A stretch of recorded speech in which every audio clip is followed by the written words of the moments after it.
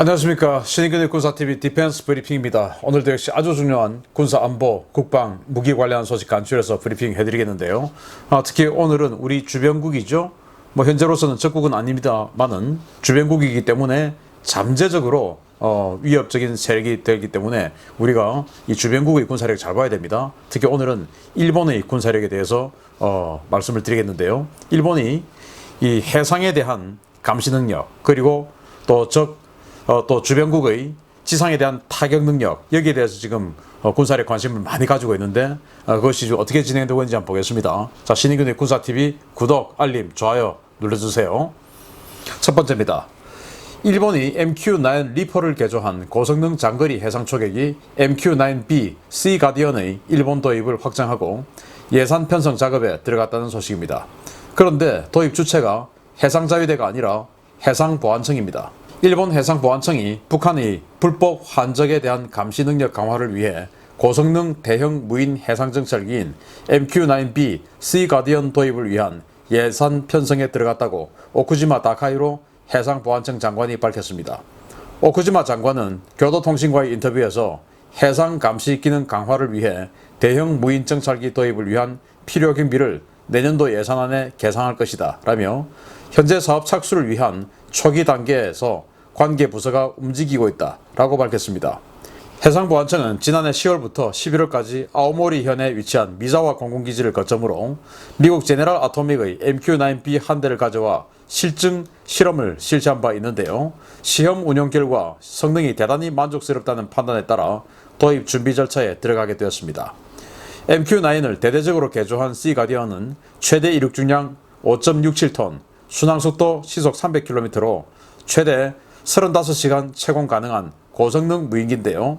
9개의 무장 스테이션에 2.1톤의 각종 무장을 탑재할 수 있고 옵션에 따라 소노부이를 투하하고 잠수함을 추적할 수도 있는 현종 최고 성능의 무인 해상 초계기입니다. 해상보안청이 MQ-9B를 도입할 경우에 일본의 동해 및 동중국해 일대 해상 초계 능력은 비약적으로 향상될 것으로 보이는데요. 우리나라도 해군의 초계기 작전 부담을 덜어주기 위한 방안으로 해경에 MQ-9B와 같은 고성능 무인기를 도입해야 한다는 목소리가 나오고 있습니다. 일본의 해상보안청, 우리가 지금 해경이죠. 그 해경에 이런 정말 정상급 해상 초계 무인 정찰기가 도입이 된다고 하는데 우리 같은 경우도 지금 우리 해군이 P3C 대잠 초계기를 운용하고 있고 그걸 지금 16대 운용하고 있는데 여기에 이제 더해서 노후된 P3C 대체 그리고 또 추가 소요 이렇게 해서 포세이돈 또 들어오죠. 그런데 P3C 운용을 하려면은 기본적으로 조종사 있어야 되고 또 레이더 또는 소나 이런 여러 가지 탐지 장비에 대한 또 전탐사들 있어야 되고 이렇기 때문에 한 번 출격할 때 최소 5명의 승조원이 탑승을 하고 비행을 하게 됩니다. 그러면 이제 그걸 또 몇 개대로 돌리면은 상당히 많은 인원이 필요하겠죠. 그래서 우리는 이 해상 초계를 위해서 육전단이라고 하는 이 항공전단을 따로 운영을 하고 있습니다.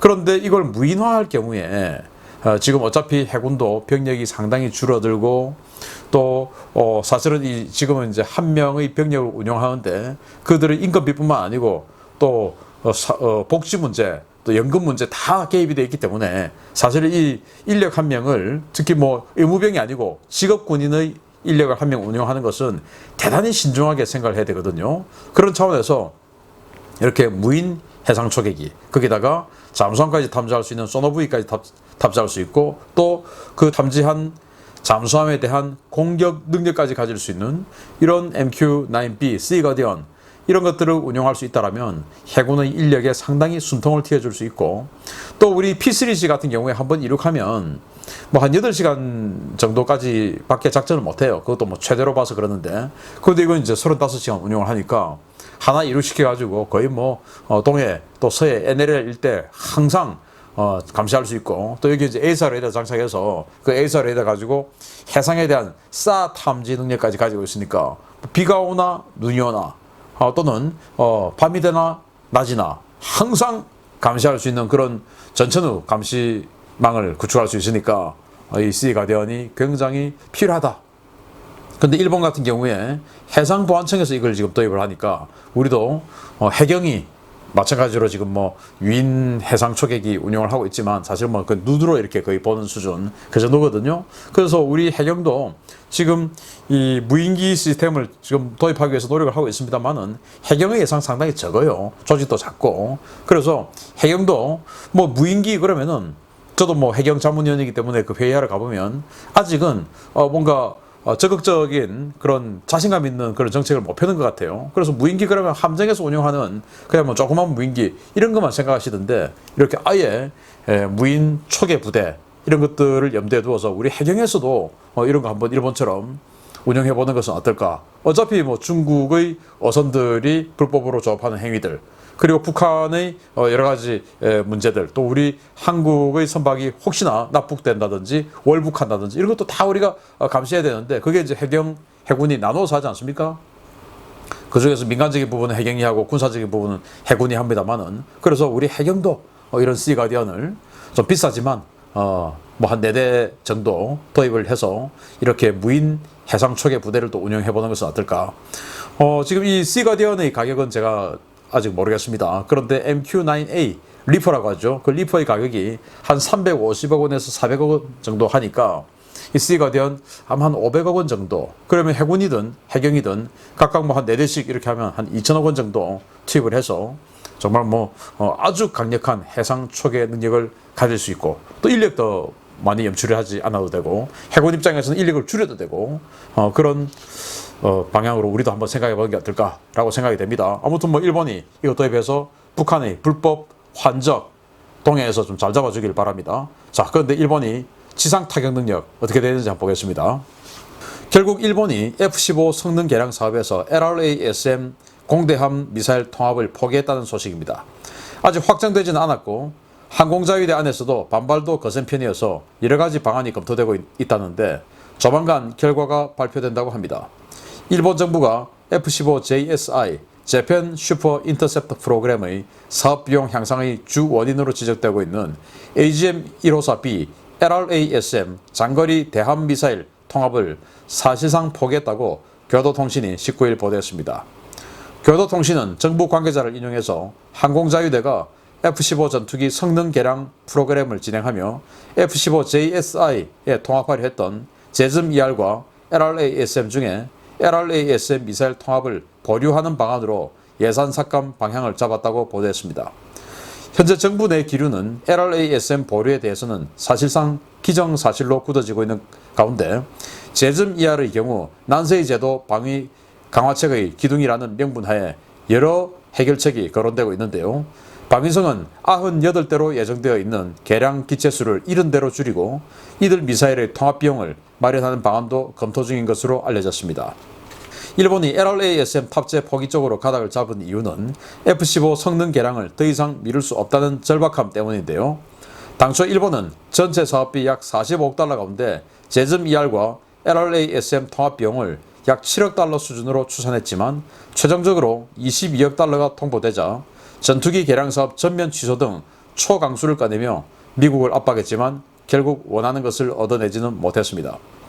일본은 LRASM의 F-15 통합을 포기하는 대신 자국산 12식 대함미사일을 기반으로 한 장거리 스텔스 대함미사일 개발을 서두를 것으로 보이는데요. 우리 입장에서는 일본의 LRASM 포기가 잘된 일인지 아니면 더 큰 위협으로 이어지는 한 과정이 될 것인지 면밀히 상황의 추이를 지켜봐야 하겠습니다. 일본이 F-15 라이센스 생산했죠. 한 200대, 210대 정도를 했다가 그 중에서 98대를 F-15EX 버전으로 개조, 개량할 계획을 세우고 이제 거기에 45억 달러의 예산을 책정을 했어요.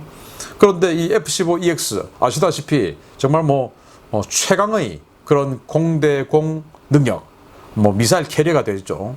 거기다가 제즘-ER 같은 장거리 스텔스 공대지 미사일까지 발사할 수 있는 이런 엄청난 능력을 가지게 되기 때문에 일본으로서는 이제 전수방위를 넘어서 상대국을 선제 타격하는 이제 이걸 전수방위 개념에 집어넣었어요. 그게 뭐냐면 상대국이 요즘은 무기체계가 워낙 발달하다 보니까 먼저 맞으면 제기를 못하니까 상대국이 일본을 공격하려고 하는 의사가 명확하다고 판단되면 먼저 때려야 된다. 라는 그런 차원에서 이제 상대국의 지상을 타격할 수 있는 즉 북한이 되겠죠. 그런 제즘-ER 이런 장거리 공대지 미사일이 필요한 겁니다. 일본의 정책상.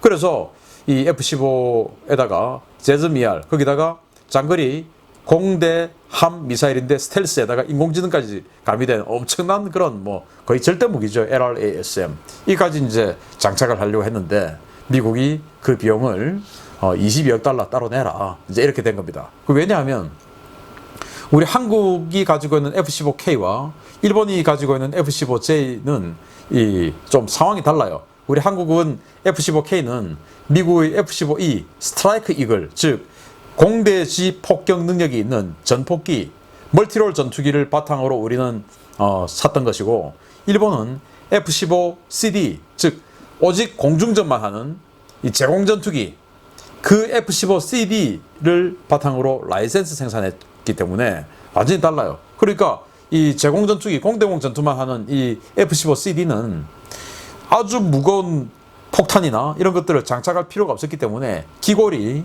스트라이크 이글하고는 달랐죠. 즉 우리 F-15K하고는 기골이 달라서 이 아주 무거운 뭐 1톤, 2톤씩 되는 이런 무거운 무장을 탑재할 수 있는 날개 기골, 동체 기골이 안 되는 겁니다.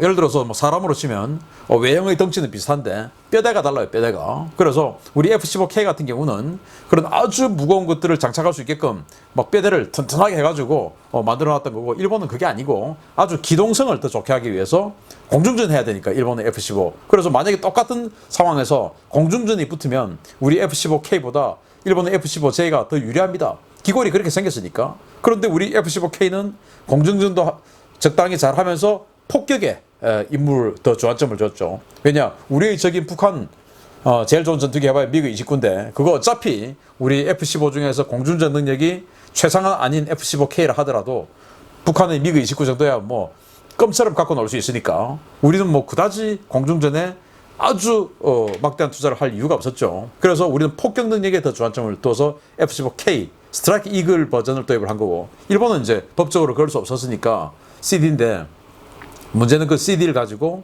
이제 폭격 임무를 부여하려고 하니까 뼈대를 바꿔야 돼요, 기골을. 그래서 이제 그 비용이 엄청 비싼 건데 그걸 이제 일본은 지금 거의 포기하는 방향으로 간다. 그래서 미국이 안 해주니까 그럼 자체적으로 하자 해가지고 일본이 가지고 있는 12식 대한미사일, 이걸 이제 업그레이드 한 게 17식 대한미사일인데 이게 사거리가 한 400km 돼요. 이거를 스텔스화 하자.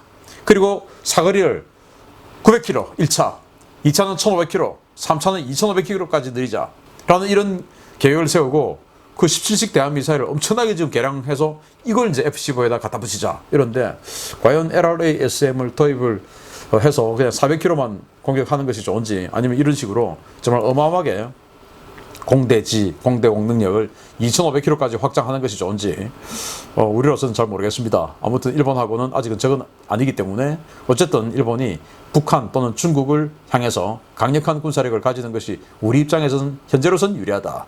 그런데 어쨌든 잠재적으로 위협 세력이죠. 마치겠습니다. 감사합니다.